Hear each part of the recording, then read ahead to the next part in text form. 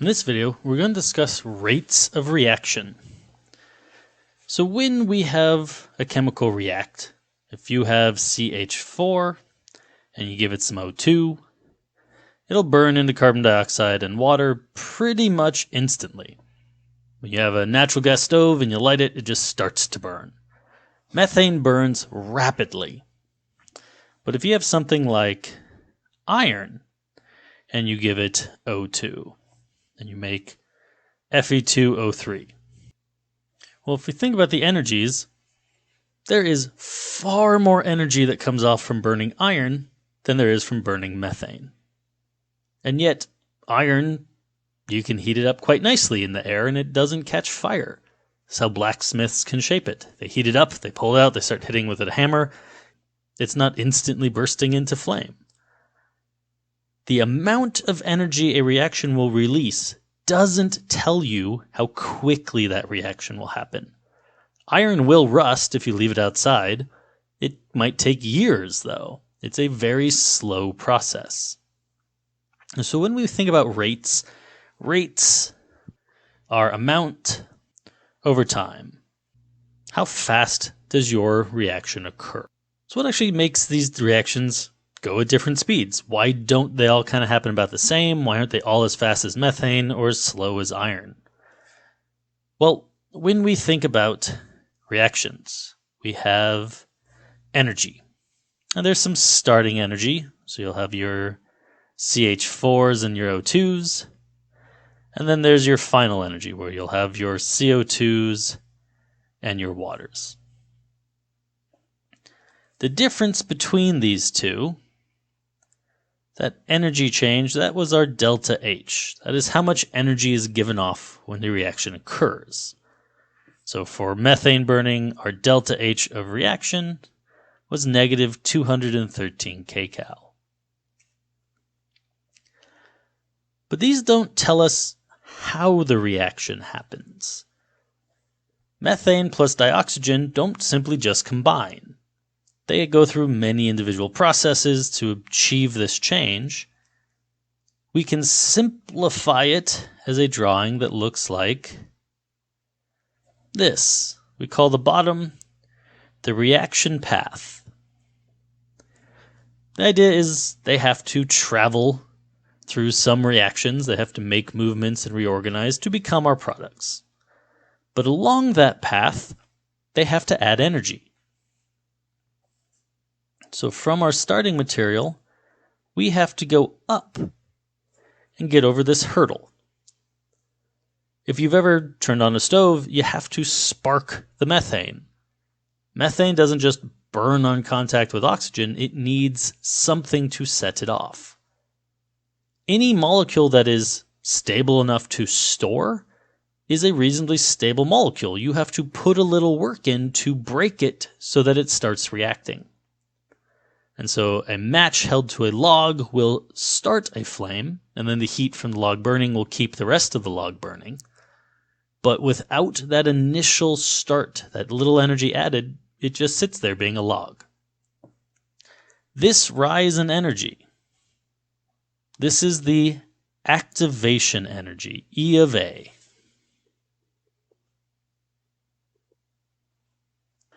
If you've ever held a match to a piece of wood to try to get the burn for just a second, it probably didn't start burning.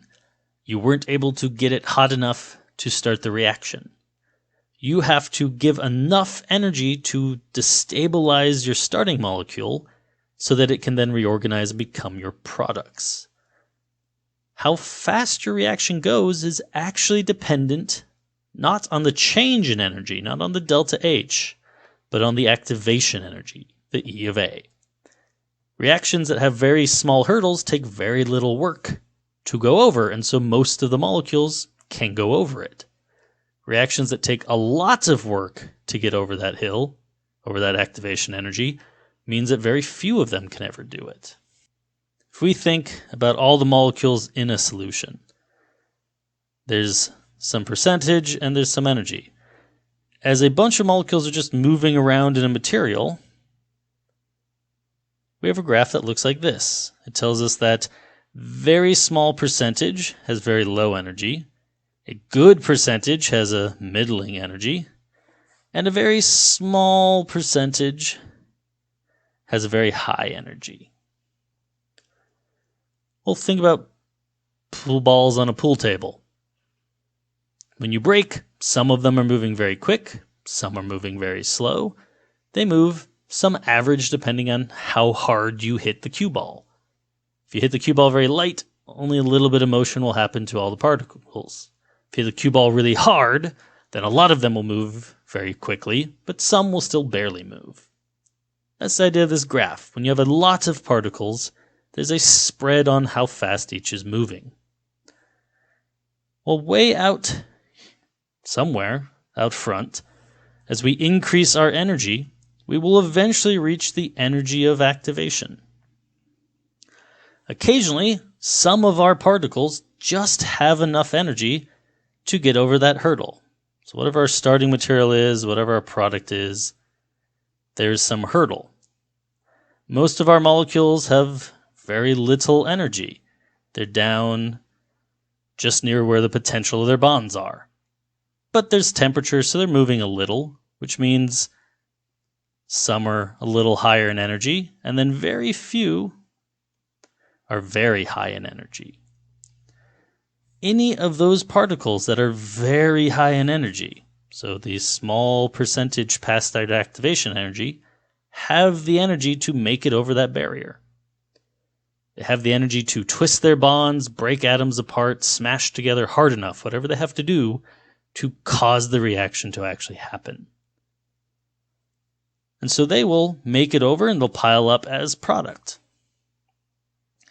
Well, as our particles keep colliding, as they keep reacting, some percentages always pass this energy. And so even when these top ones go away, it just means that other ones very slowly drift up over time, take their place, and then they also can drift over.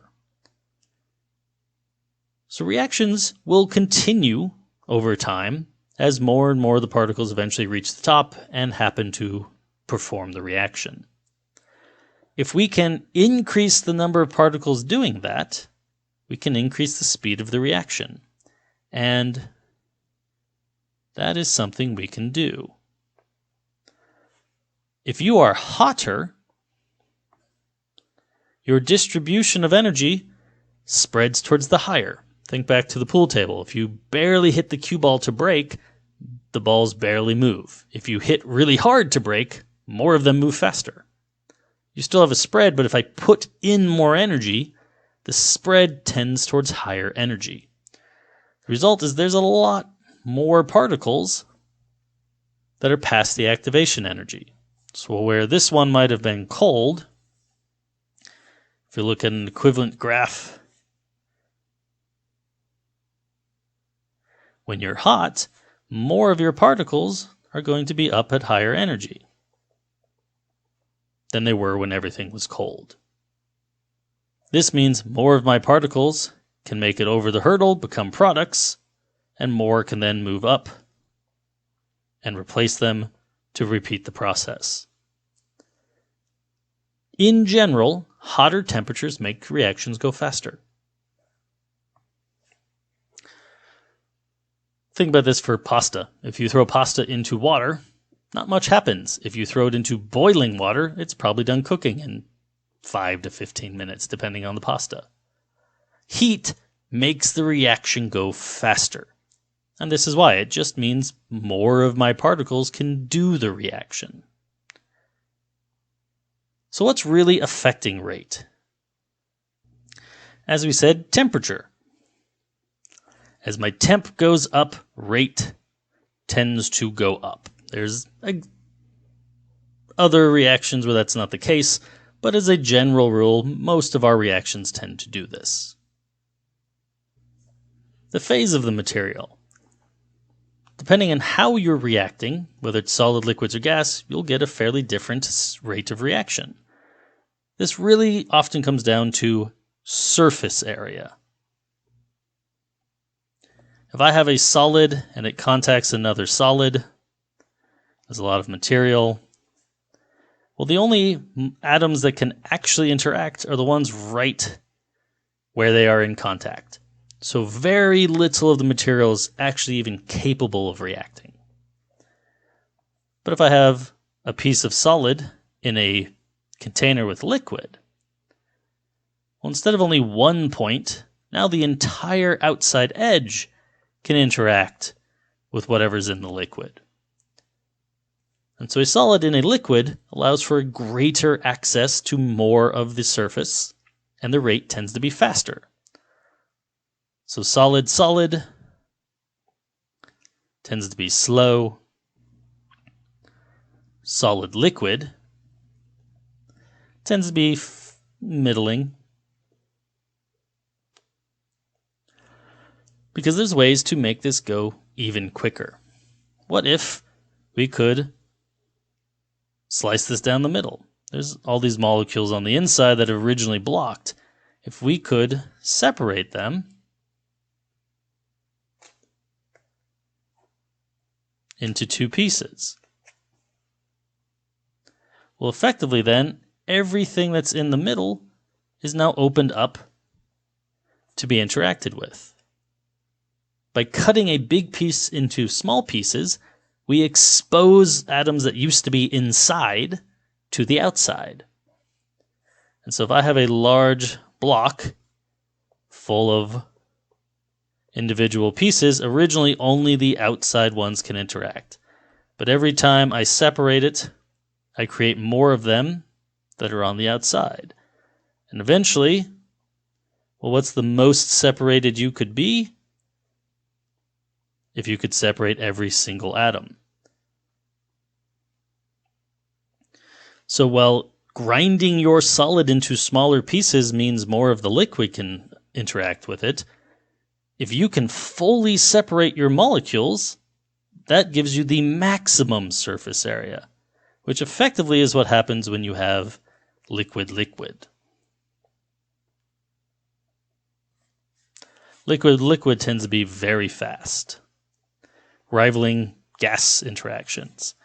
What this comes up is things like solutions. This is why we do so much solution chemistry. If you had sodium chloride solid, it's a block and it barely interacts. But if you have sodium chloride aqueous, it effectively looks liquid. Every single part of the sodium chloride aqueous is completely separated. You've exposed all the inside components to the liquid floating around them. And in doing so, enabled more of the molecules to interact at the same time and sped up the reaction rate. And so what phase your material's in sort of relies on surface area as their explanation for why the rate will get faster. Solid solids are slow, solid liquids are faster, finely ground solid liquids are even faster, and liquid liquids are very fast. Additionally, nature of the chemical. There's 118 elements right now. There's just differences between them. Some of them just react faster. If you put lithium versus sodium versus potassium into water, lithium slowly fizzes. Sodium catches fire, and potassium explodes. Part of this is that the reaction that is happening, lithium plus water, well, what's really happening is two lithiums in a water become lithium oxide plus H2. The hydrogen gas can catch fire, but the speed at which this happens determines how hot it's getting, how violent it is. Lithium doesn't want to give up its electrons to hydrogen. It will, but it fights for them harder. It has a higher electronegativity. Sodium can't fight as hard, and so it gives its electrons up much faster. Potassium is even further down the periodic table. And remember, as you go down a column, you are less electronegative. As you go down a column, it is easier to remove electrons. And so potassium just is much, much easier to remove an electron from, and so it happens much quicker. This means that the energy release occurs much faster, and so you see it explode in a massive, brief energy release instead of a long, slow energy release. And so different materials just have different rates. Other things that affect our speed of reaction: concentration. So the molarity. If you have a container and it has just a little bit of the two compounds, the chances of them finding each other as they bounce around are pretty slim. But if you have a bunch of the compounds floating around, chances that at any one moment one of them is going to run into each other is pretty high. The greater your concentrations, in general, the faster your reaction. If there's just more stuff around to bump into each other, there's more chances that they will react. And so greater molarity, as your molarity goes up, your rate goes up. And finally, one last bit that we can exploit to make reactions go faster: catalysts. A catalyst speeds up a reaction, but it does it in an interesting way. If we go back and think about reaction path, we don't really talk about what the reaction is. We just say that there is some path you have to follow and it takes so much energy. And that is true. Whatever your reaction is, there is some hurdle you have to get over. Well, you can, if you have other material, take a different path. Imagine trying to jump to the second floor. You could get a running jump, you could leap, you might succeed at getting to the second floor of a building, but it's a big energy increase. It's a big jump. If instead you take the stairs, there's multiple small jumps, which is what we see here. There's a little climb, and later there's another little climb. But by taking a series of smaller steps, we can accomplish the same goal. This is what a catalyst does. An example, if you have ethene and you were to add H2, you can make ethane. Those hydrogens can add to the carbons. But if you actually just mix these two gases in a container and leave them, come back a week later, they're still there. They don't combine readily on their own. But you can cheat. If you give a piece of metal like nickel or palladium, hydrogen will come up to it and it will rearrange itself and break the hydrogen apart. This would be like our first step. We did something different that wasn't part of the original. Once we've done that, though, well, hydrogens on metal can add more easily to a double bond. And so what will happen is one of those double bonds will break, attack the hydrogen, which will break its own. The other ones attack the carbon. And you end up reorganizing to have those hydrogens on the carbon. This would be our second step. At this point, we've made the same product, and my starting palladium looks just like it did. I've gone through another route to make the same product. This is what a catalyst does. If I just have the hydrogen and the ethene, they have to smash into each other. It doesn't work well. Very rarely would it react. By having this metal that the hydrogen could first stick to and break apart, I've made an easier transition. Catalysts allow us to do a different reaction path that has a smaller activation energy. Smaller activation energies make for faster reactions. And so these are some of the things that can affect the rate of reaction. Changes in temperature, changes in the state of the material, how much surface area and the like, or its phase, just the difference in chemicals, how much you have around, your concentration affects the rate, and if you can find a catalyst, something that gives you a different route with a lower activation energy. Because our rate is really tied to that activation energy. The greater the activation energy, the slower the rate. Well, we can manipulate it a little bit with these other components. That is really what is governing the rate that we see reactions occur.